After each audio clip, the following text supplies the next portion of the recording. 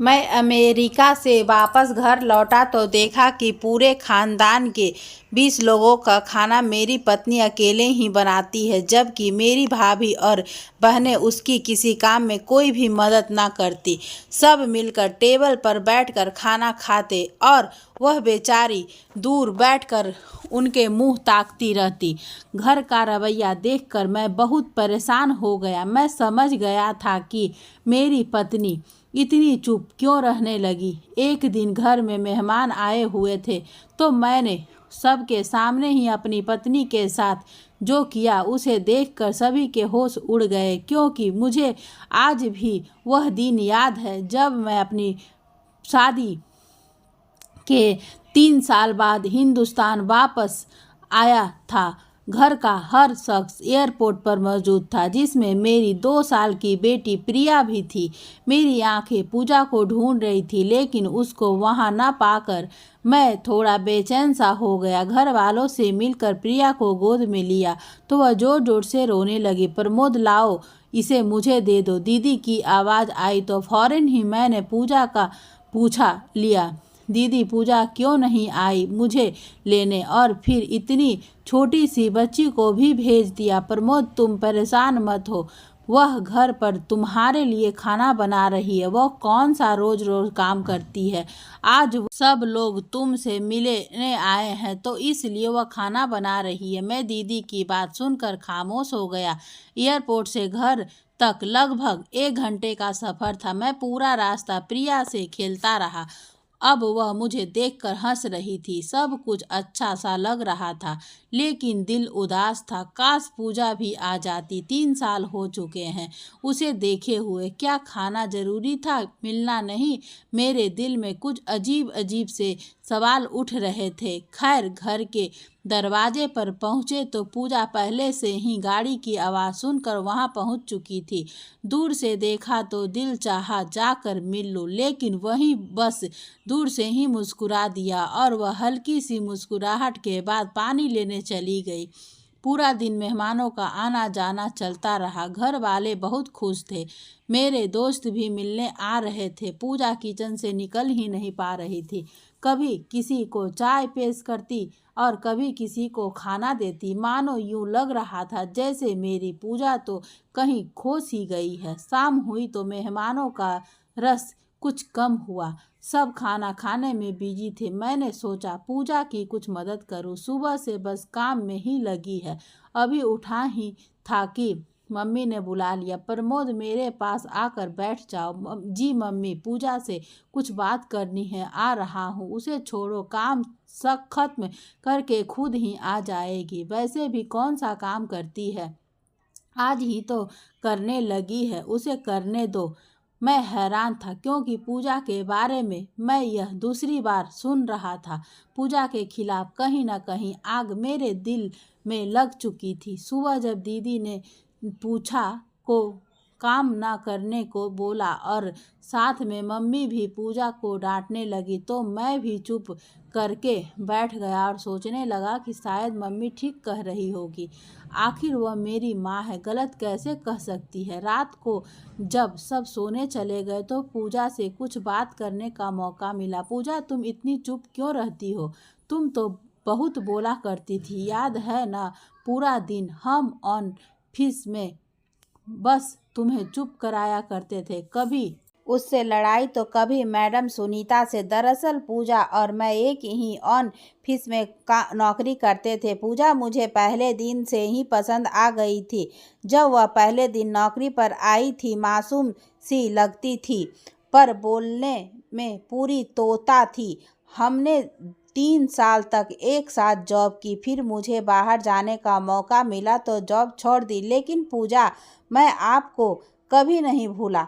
तुमको अपनाना चाहता था, तभी माँ की राजी किया, जो कि बहुत ही मुश्किल काम था। और फिर आखिरकार हम दोनों एक हो ही गए। मैं बस 1 महीने के लिए ही अपनी शादी पर आ सका। शादी के बाद इधर उधर दावत और घूमना फिरना लगा रहा।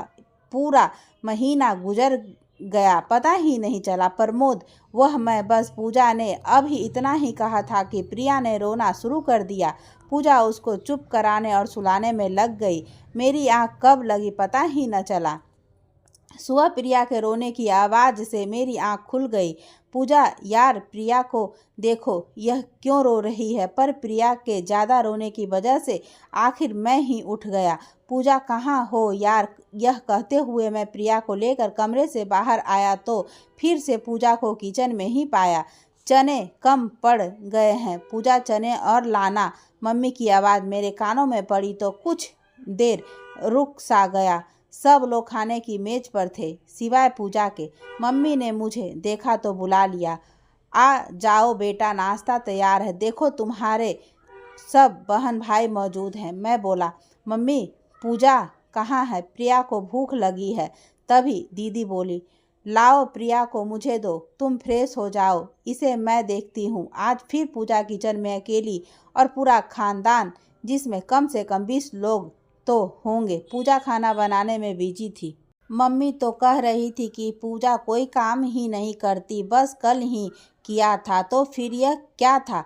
मैंने कहा, पूजा अपना और मेरा खाना बाहर ले आओ। शायद मेरी बात किसी को भी अच्छी नहीं लगी थी, पर कुछ ऐसा भी था जो मुझे भी अच्छा नहीं लग रहा था। सुबह से दोपहर, दोपहर से शाम तक पूजा का बस एक ही काम था कि वो हर किसी को ख्वाहिश पूरी करने में लगी रहती। मैं समझ चुका था कि पूजा इतनी चुप क्यों रहने लगी है। मेरे घर में आ जाने के बाद पूजा के चेहरे पर फिर से बदलाव आना शुरू हुआ था। शायद मेरे जाने के बाद सब उस पर हावी हो जाएंगे, तभी वह थोड़ा सहम चुकी थी। वक्त गुजरता रहा, अब वो काम छोड़ भी दिया करती थी या मुझसे कह देती और मैं खुशी से उसकी मदद करने को उठ जाता। आज मम्मी की आवाज़ आई कि पूजा नाश्ता बना दो, नेहा आई है।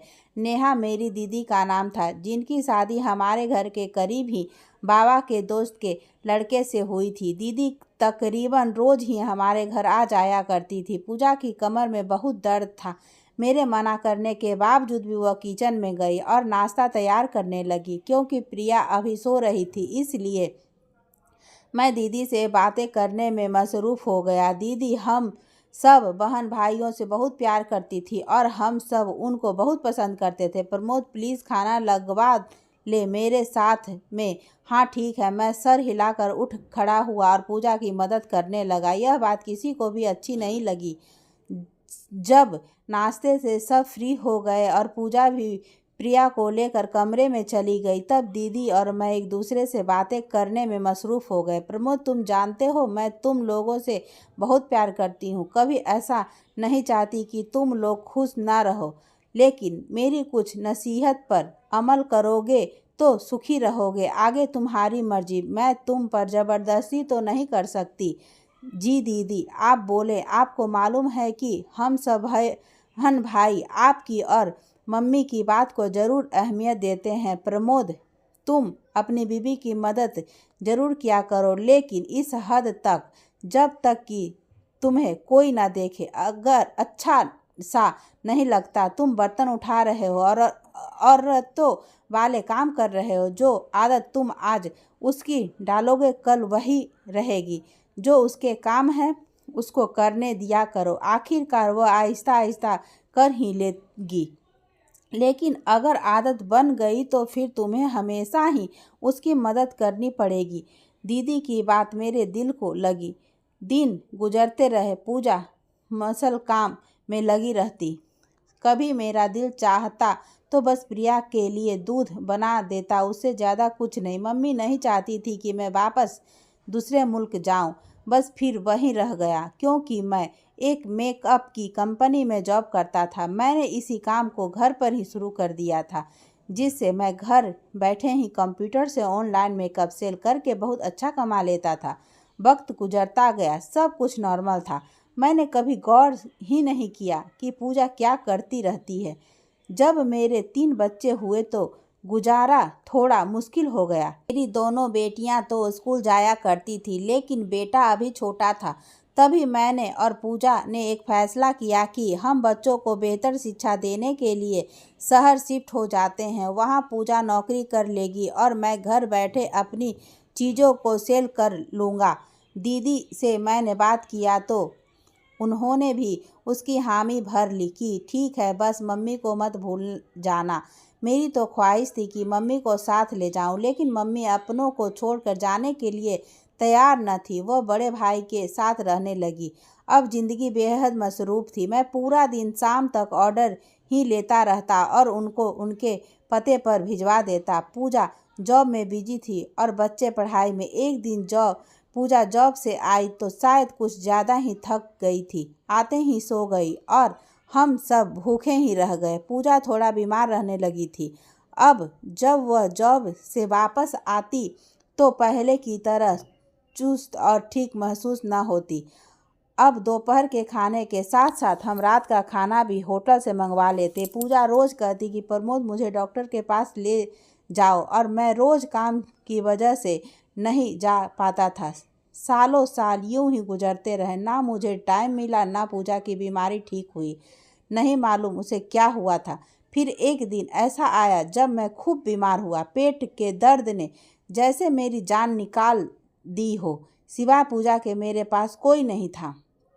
आखिर मेरे घर वाले भी तो हैं, उन्होंने मेरा ख्याल क्यों नहीं रखा। एक दफ़ा फिर मुझे एहसास हुआ कि मैं पूजा के साथ बहुत गलत कर जाता हूँ, लेकिन यह एहसास शायद कुछ दिनों का होता है। फिर से वही ज़िंदगी जिसमें मेरी ख्वाहिश होती कि पूजा जॉब से वापस आकर खाना बनाए और पूरे घर को संभाले। जब बात मेरी मदद की आती तो मैं अपनी थकान को आगे ले आता और दीदी की कही वह बात कि पत्नी की ज़्यादा मदद ना करना, वरना सारी ज़िंदगी ही करनी पड़ेगी, मेरे दिमाग में मौजूद थी। पूजा और मैंने लड़ना शुरू कर दिया। कभी वह टाइम ना देने पर मुझसे लड़ती और कभी मैं खाना ना बनाने पर, और मैं कभी तेरे घर वाले और कभी मेरे घर वाले। बस यूं ही तू मैं करके वक्त गुजरने लगा। कभी मान जाते, कभी लड़ने लगते। आज मैं बहुत उदास हूँ। पूजा हॉस्पिटल में है, उसको ड्रिप लगी है और मैं खुद को काफ़ी तन्हा महसूस कर रहा हूँ। बस मैं और मेरे बच्चे, और कोई नहीं है। मेरे घर वाले पूजा से हाल चाल पूछ कर जा चुके हैं। सिवाय पूजा की मम्मी के और कोई नहीं जो इस वक्त इसके लिए बेचैन हो। मुझे आज वह दिन याद आते हैं कि हम क्यों लड़ते थे, अपना वक्त जाया करते थे। क्यों मेरी दीदी ने मुझे यह नहीं कहा कि प्रमोद अपनी पत्नी की मदद किया करो। क्यों मैं पूजा को हर दफ़ा गलत कह देता था और बस मुझे यही लगता था कि बस काम से भागने के चक्कर में रहती है। क्यों हर दफ़ा मैं अपने घर वालों की बात को सही समझता था। मैंने और मेरे घर वालों ने पूजा को बदल डाला था। वह पूजा को जो ज़िंदगी जिया करती थी, मैंने उसकी खुशियाँ अपने तानों से ख़त्म कर डाली थी। मैं उसका ख्याल तो बहुत अच्छे से रखता था, लेकिन सिर्फ पैसों की हद तक। पूजा तुम वापस आ जाओ, मैं तुम्हारे बिना नहीं जी सकता। तुम मेरी ज़िंदगी की साथी हो, मुझे तुम्हारे साथ की ज़रूरत है। बस ठीक हो जाओ यार। मुझे आज समझ आया कि वह तो खाना भी नहीं बनाती थी, फिर भी क्यों थक जा करती थी। सिर्फ खाना बनाना, घर के कामों में शामिल नहीं होना होता है, और भी बहुत कुछ होता है। आजकल मैं भी खाना बाहर से मंगवाता हूँ और फिर भी बहुत थक जाता हूँ। पूरा दिन में 5 मिनट का आराम नहीं कर सकता। पूजा तुम सच कहती थी कि प्रमोद दुनिया की नज़रों में सिर्फ मर्द ही क्यों थकते हैं। आखिर औरत क्यों नहीं थक सकती? उसको इजाज़त क्यों नहीं होती कि वह अपनी थकान को बयां कर सके। मैं अपने भाइयों से यह ज़रूरत कहना चाहूँगा कि जो गलती मैंने की है आप लोग कभी मत करना। अपनी पत्नियों के लिए टाइम निकालो, उनके भी नखरे उठाओ, क्योंकि वह सबको मदद पसंद करती है। अगर तुम चाहते हो कि तुम्हारी पत्नी जवान और हसीन रहे तो उसकी तारीफ़ किया करो। जो मर्द ज़्यादा गुस्सा करते हैं उनकी पत्नियाँ जल्दी बीमार और बूढ़ी होना शुरू हो जाती है। और एक बहुत अहम बात, हमारे घर वाले जितना हमसे प्यार करते हैं उतना हमारी पत्नी से नहीं कर सकते। लिहाजा पत्नी आपकी है ना कि मोहल्ले वालों की, और उसको आपके घर को संभालना होता है। लिहाजा उसको और भी ज़्यादा मजबूर बनाने के लिए आपके प्यार और मदद की ज़रूरत पड़ती है। अपनी बीवियों की उनके काम में मदद किया करो, ताकि अगर वह थके भी तो आपका साथ उसका सहारा बन जाए और आपका घर हमेशा स्वर्ग बना रहे। फिर हमें हॉस्पिटल से डिस्चार्ज कर दिया गया और फिर मैं हर रोज़ मेरी बीवी के लिए वक्त निकालता, और ऐसे ही हमारी ज़िंदगी खुशहाल हो गई। दोस्तों, मैं उम्मीद करती हूँ कि आपको मेरी कहानी पसंद आई होगी। पसंद आई हो तो लाइक करें, चैनल पे नए हैं तो चैनल को सब्सक्राइब करें, और हाँ, बने रहें। धन्यवाद दोस्तों।